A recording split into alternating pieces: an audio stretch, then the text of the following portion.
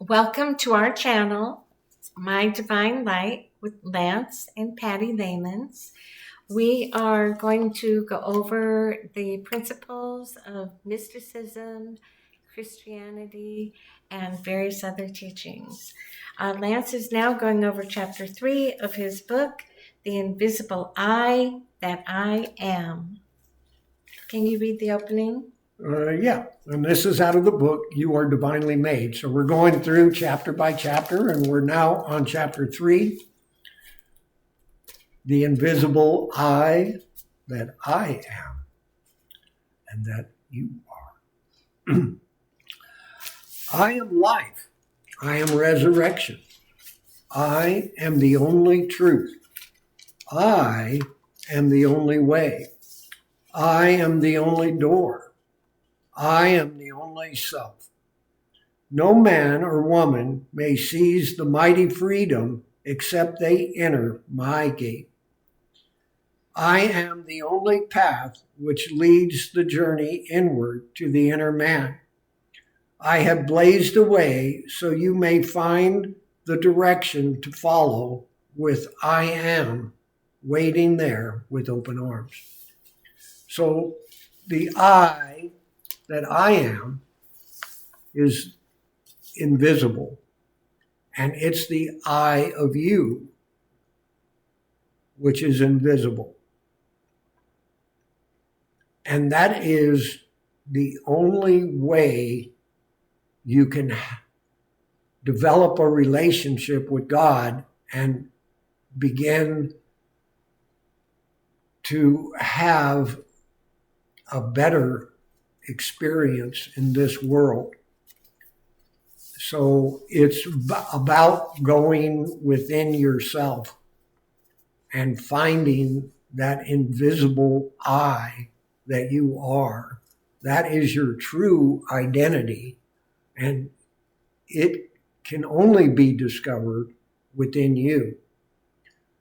Reading and listening to spiritual literature, spiritual talks can inspire you.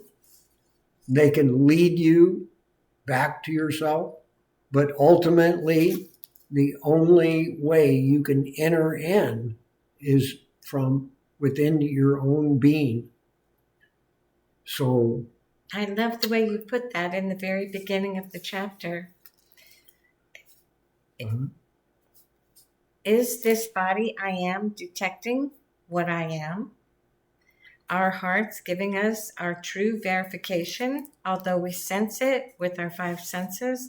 Yet does this truly verify our reality? Is my body telling me I am what I am? Right. So that's something we have to contemplate. We have to, and this is more practices on awareness, more practice on being awake to what we are. And we do that by noticing that our bodies are not who we are. And so we can go through the body and we can start to look at the body and see that this body is made up of trillions of cells, and each cell has its own function. And yet, if one of those cells leaves our body is still intact. And what that means is that it's not the cells that make our body. It's our consciousness that makes the body. Our consciousness is what is forming this body. And whether we have new cells coming in or old cells leaving, we still remain the same, because our body is a reflection of who we believe we are. And when you start going through the body, you'll start to notice that there's an intelligence and an activity that operates the body. We talked about that last week. Uh, and so you notice also, if you've done the practices, you start to notice that even outside the body, that same intelligence and same activity is operating everything outside of my body. And as particles from out in the world come into this body, inside this skin,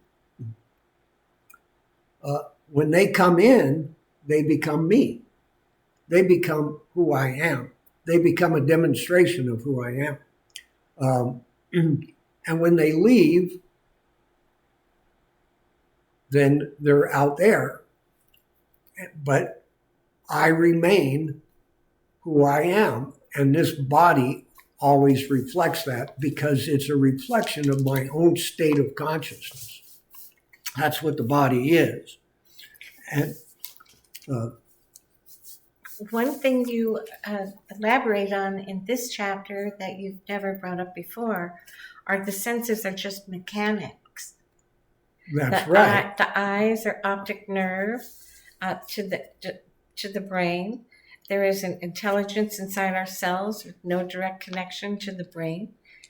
Cells do not count on signals to or from the brain. We are more than just the brain. That was interesting on page 30, right before you went into the practice in locating self. So our senses are basically just mechanical. So our eyeball, as it receives waves of light, and those waves of light reflect off of objects and come into our eyeball, those waves of light register in the optic nerve, and that goes directly to the brain. And then the brain decides what it is you're seeing. And so that is nothing more than mechanical. And the brain is deciding based on what you've told the brain that you are. That's your consciousness, see? You are telling the brain how to operate without realizing it.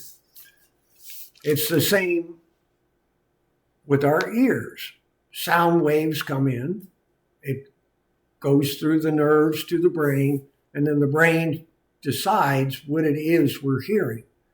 So what we're hearing is out there and it's coming in, but it's our brain that decides what we think it is.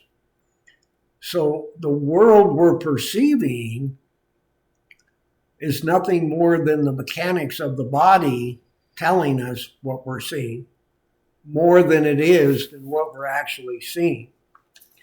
And we, as consciousness, as soul,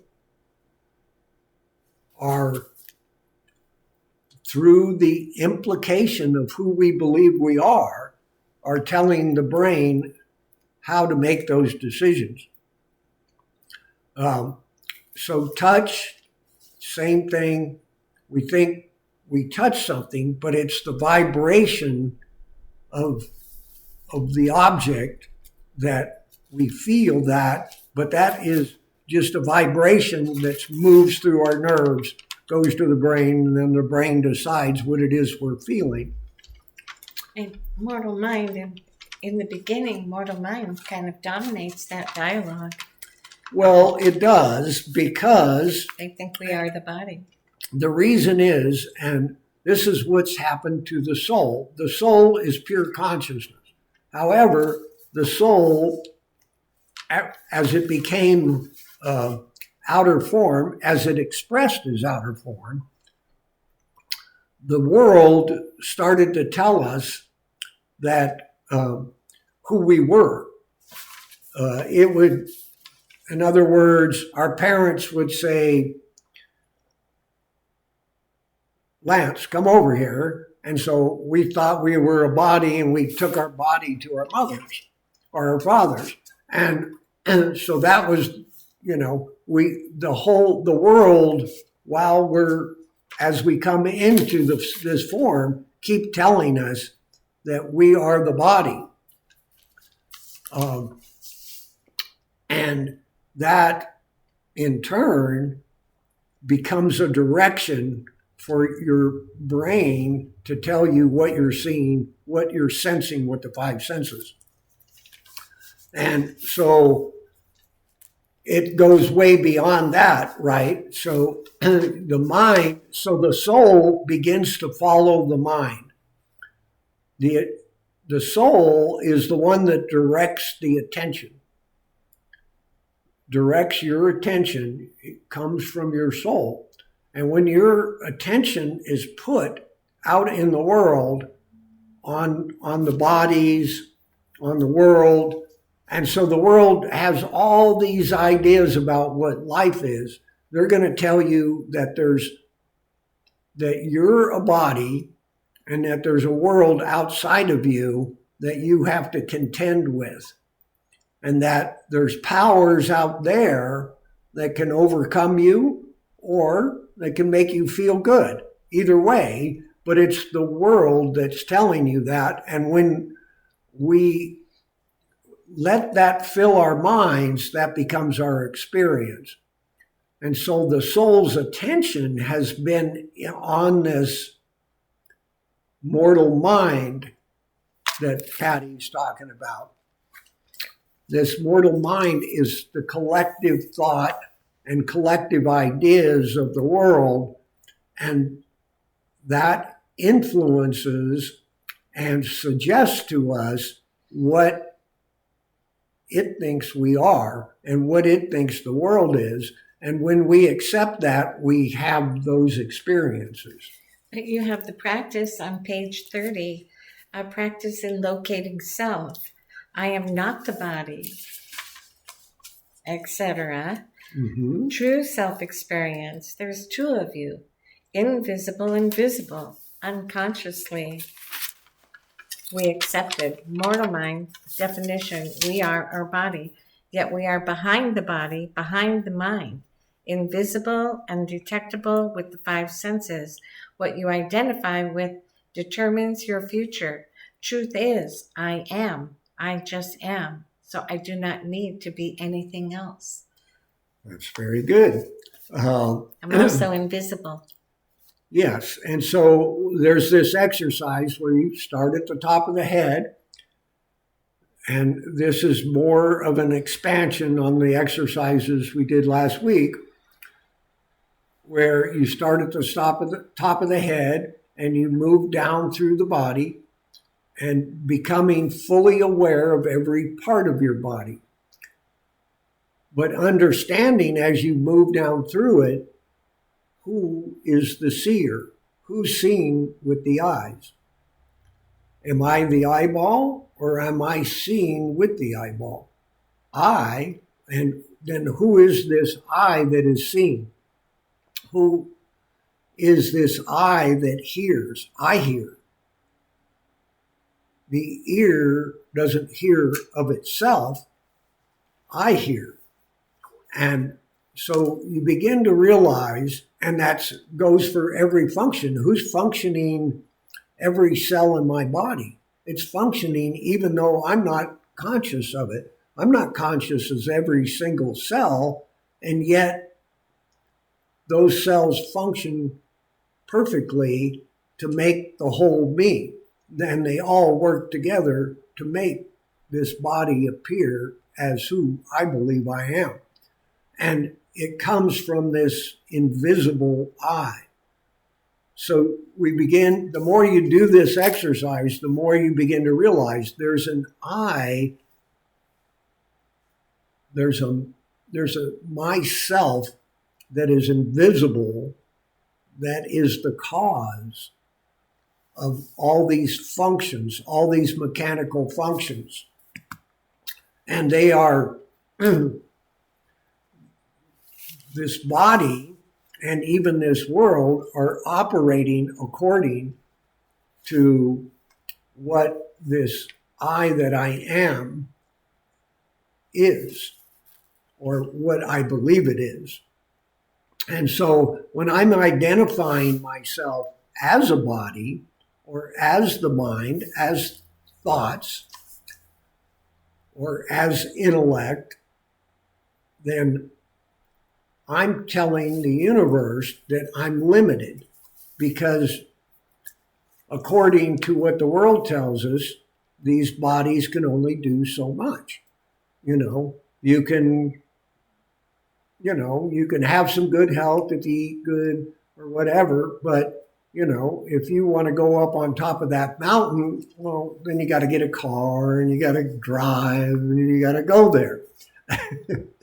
In reality, you could just be there, because your consciousness determines where you are.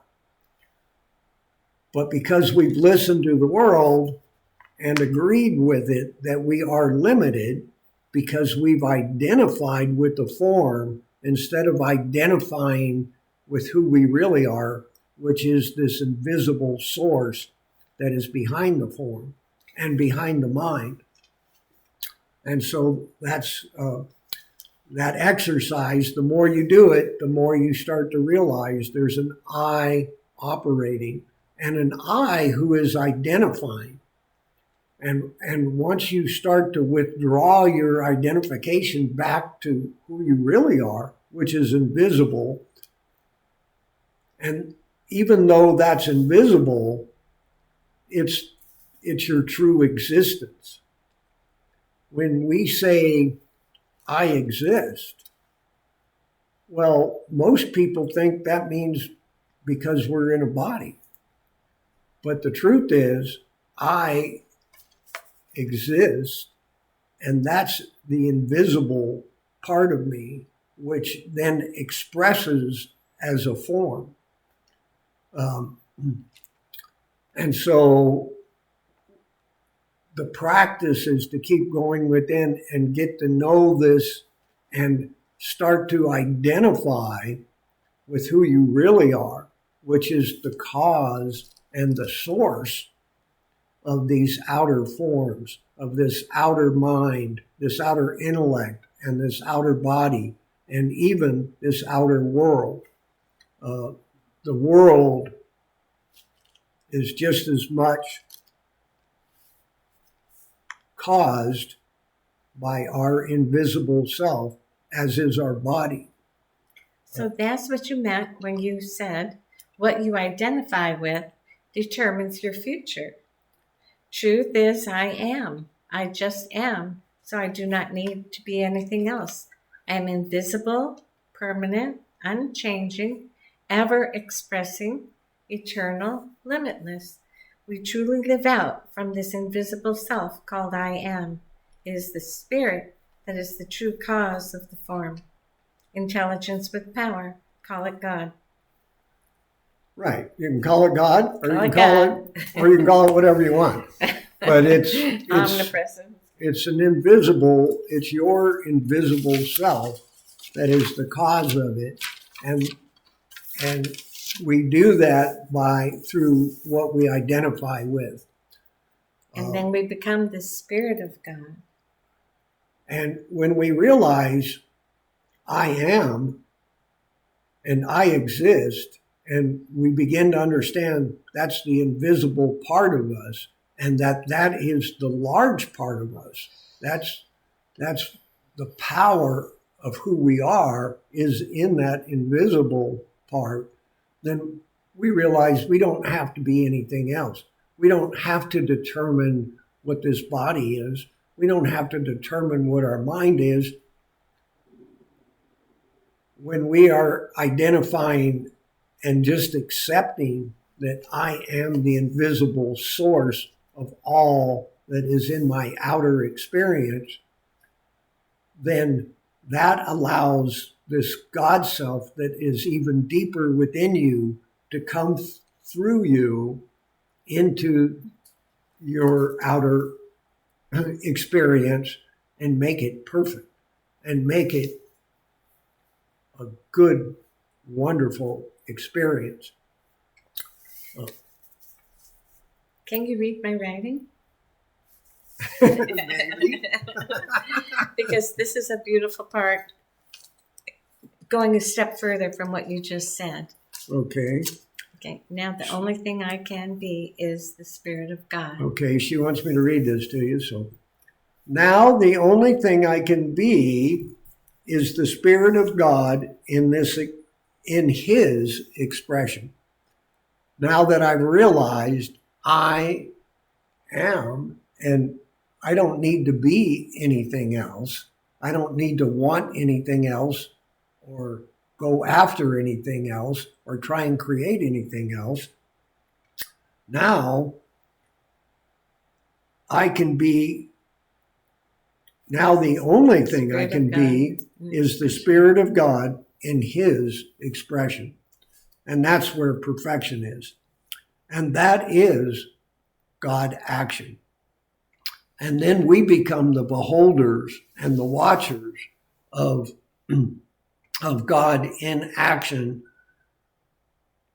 forming our minds, forming our bodies, and forming our worlds according to his good pleasure. So now you can see who you really are. Now see ourselves as we truly are.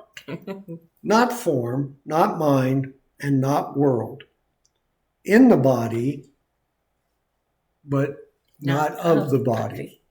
In the mind, but not of the mind. In the world, but not of the world. And now I am in the fourth dimension, where we live out from this truth. And that is the fourth dimension. When you are looking out on the world from your invisible self, instead of being in the form and identifying with the form and trying to live out from the form, now we're going back within and we're going to live out from this I, this invisible I that I am. This is a spiritual universe. Now we discover, from that viewpoint, you discover this is a spiritual universe. There is no material universe. Now we begin to realize that all came from the world. What the world was telling us that God's creation was, the world didn't know what God's creation was. It doesn't know what God's creation is. And it was telling us this is a material universe under material laws. And that is not true. And when you get back into your I that you are, this invisible I, then you can start seeing this never was a material universe. There's no material universe for me to get out of because I never was in a material universe. God never created a material universe. He only created a spiritual universe. Was it humans that created the material universe? There's no devil. Right. Yes. It's that collective world thought that it's that you could call it a human creation, but they're mental. It's mental forms. In other words, we're seeing this as a material universe, and so we experience a material universe. It's not really a material universe, but we're having that experience because we've been in agreement with the world that that's where we are and what we are. Our physical bodies is part of the material universe, and our acceptance of that is what causes us to have that experience. But we think we're experiencing a material universe, but there really is no material universe. It's a spiritual universe. It's a hard concept. And it can be turned around right away because of that, because it is a spiritual universe. And there is no material universe. It's only as long as we accept it that we experience it that way. And so I am made by God, sustained by God, run by God, one universal, invisible life emanating out from the invisible to the visible. That's so important. So that is what life really is. The invisible becoming visible. Not time passing by, not us being born in a material universe and going through time and then dying. No, that's not the truth. That's what the world tells us, but that's not how it actually is. That's what the experience we're having only because we've agreed with it. You are free the moment you realize you are God's. You belong to God. We all do. Everything in us, the intelligence that operates ourselves, the activity in ourselves, the activity of every atom in this universe is operated by God. And once you realize that you're a thought of God and you are manifest as God thought of you, then you are free the moment you truly realize it. You can, just thinking that won't do it. Just trying to act like that won't do it. It has to be, you have to know that it's true. You have to discover it by going within yourself.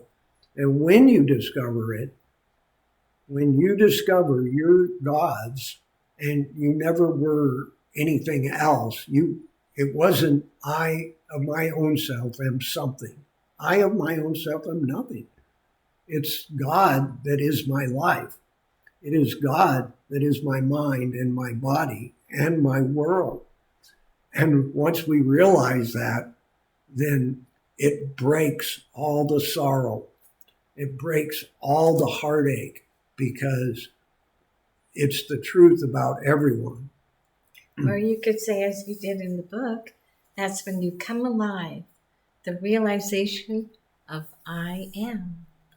And this is the moment you come alive in the realization that I am. Such a pretty last line. Okay, very we good. had so much fun. Very nice. And I think that was all that was covered in this chapter. It was only like 3 pages, very short, 4. Yeah, Okay, so next chapter week 4. we'll go to the next chapter, chapter 4, and we'll hope to see you there. And we hope you're getting something out of this. We're giving you a synopsis of each chapter, just a review of what those chapters are about.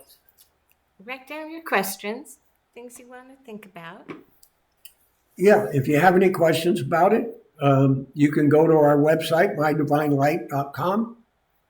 Send us an email. There's a It's not email up yet. page. Yeah, it's up. It's up. It's not completely finished, so there's more to come on that webpage, but it's operational. And we do have Zooms where you could ask the questions. And we'll take the Zooms one by one, chapter 1, 2, 3. So go ahead and write down the questions. Anyway, the whole point is you can go to the website and send us an email. Or you can just send us an email. It's mydivinelight333@gmail.com. Okay, that's our email address.